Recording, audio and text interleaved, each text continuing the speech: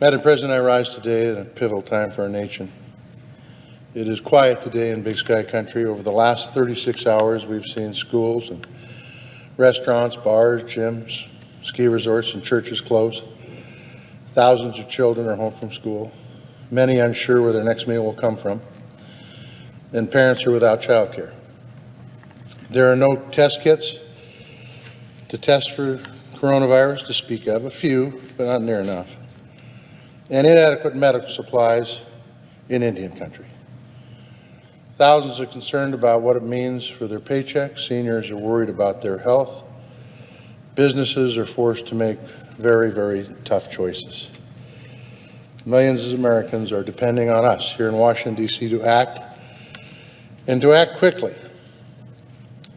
The House jumped into action and began negotiating with the administration on a bill to address some of the most pressing and immediate concerns of the coronavirus.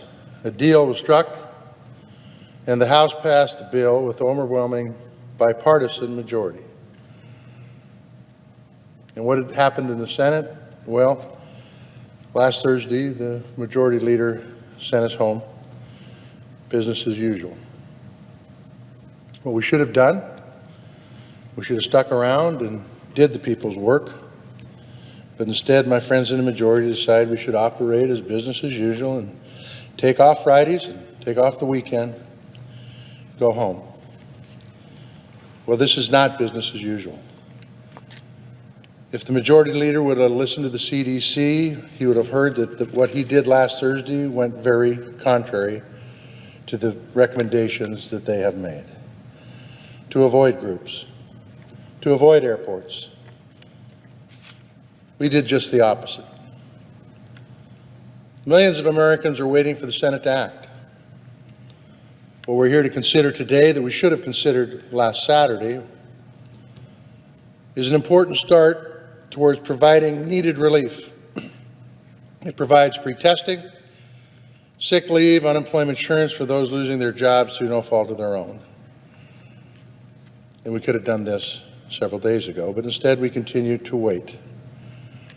We continue to wait as we've watched athletic shut down, the NCAA, baseball, hockey, basketball, NBA, restaurants, Broadway, schools closed. The list goes on and on.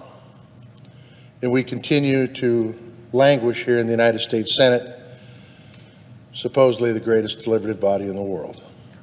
We do this while 4 in 10 Americans struggle to cover an unanticipated expense of $400. Let me say that again. 4 in 10 families are $400 away from a financial crisis. This bill ensures that a hotel employee in Billings can stay home if she is feeling ill without sacrificing that $400 for rent, groceries, or child care.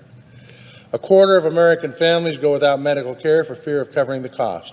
This bill will make sure that no one is going to go get health care or a coronavirus test without the fear of an expense. More than that, the bill would increase the amount of funding for Montana's Medicaid program to cover additional Medicaid expenses. Many kids in Montana rely on lunch that they get at their school as a primary source of nutrition for that day. This bill will allow those kids to continue to get lunch even if the schools are closed. Seniors who are homebound rely on meal services like Meals on Wheels. Missoula Aging Services, just as an example of one, is already preparing to use the allotment of millions of dollars in additional revenue for senior nutrition, for providing more meals for seniors who are following recommendations to stay home. This pandemic is already causing significant impacts to our economy. We know that all too well.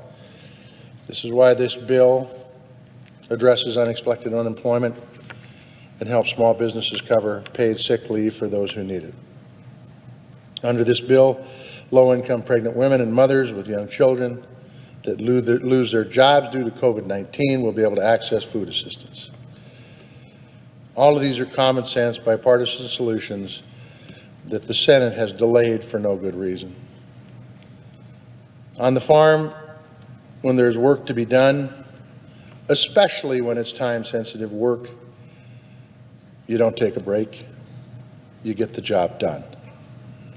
I call on my colleagues not to waste another moment, to hold a vote, and get the job done. With that, Madam President, I yield the floor and suggest the absence of a quorum.